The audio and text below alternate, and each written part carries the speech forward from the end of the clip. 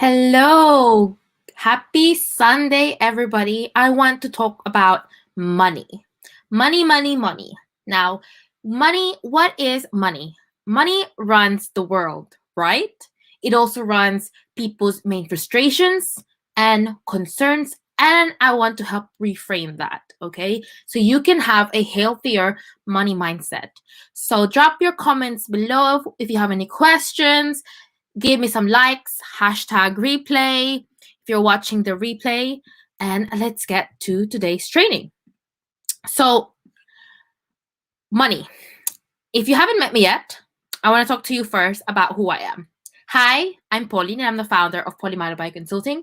I am also the creator of the Employee to Entrepreneur Accelerator program, where I mentor people, ex-corporate people, or side hustlers looking to really grow their service-based businesses online. And I went from grappling with imposter syndrome and anxiety in the corporate world to becoming the CEO of my own online business, and now mentoring other people to do the same thing.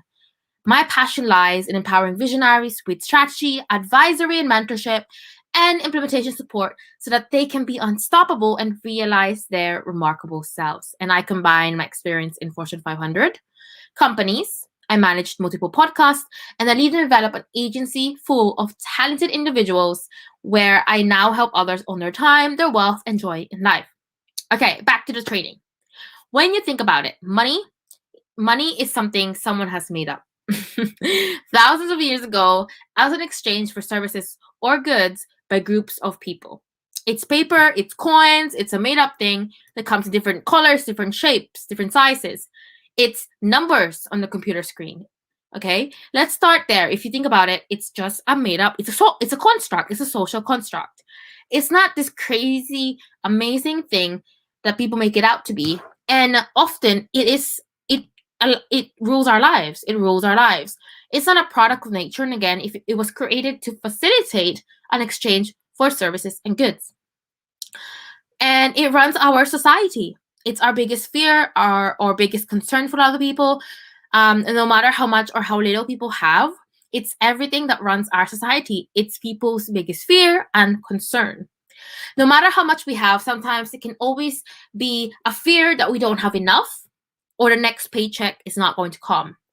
I feel like a lot of people have these fears right now, especially with the pandemic. It's scary thinking I have been doing this for so long and I know I can make X amount, okay, of money doing this. Then suddenly the pandemic has made me, redundant, or I decided for a lot of my mentors in accelerator program, it's, oh my goodness, I made this much 6-figure salary in my corporate job. How dare I? How can I make that much money just doing something by myself in my service-based business? Okay, there's a lot of fear tied in with money. And in many cases, and I see this a lot with a lot of my mentees, is that it stops us from taking that leap of faith into doing something new, into doing something that we're really, really passionate about. A lot of what we learn where the money comes from is from our family. And whatever part of the society that we grew up in, that is where our money story starts. And I want to really dive into that today, the money story that you have. And it's something that I really had to work very hard to go through, okay?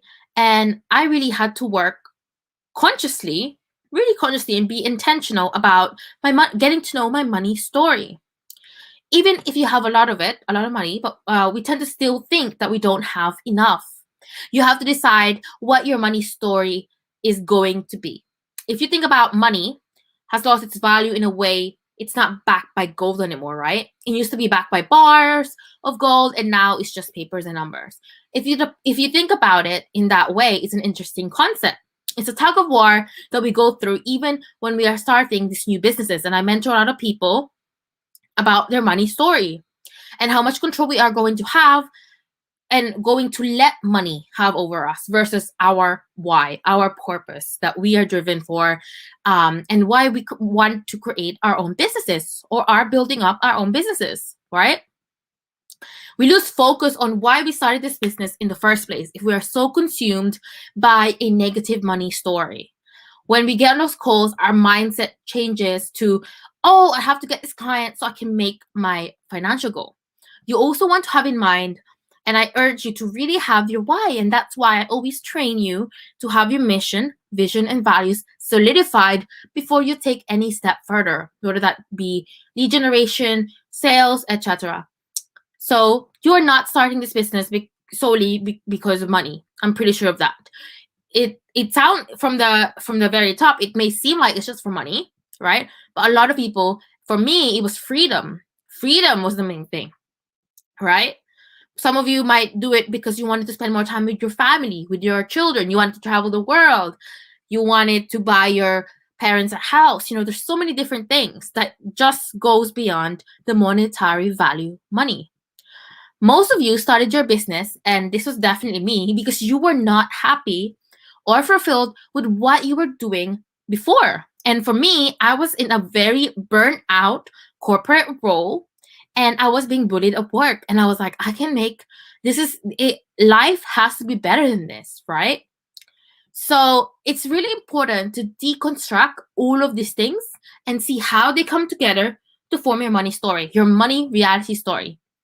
And the main thing that I learned when I first was transitioning from my corporate role, my employee mindset, to an entrepreneur mindset is the scarcity and abundance mindset, right? As it comes to money. The scarcity mindset is the belief that there is never going to be enough.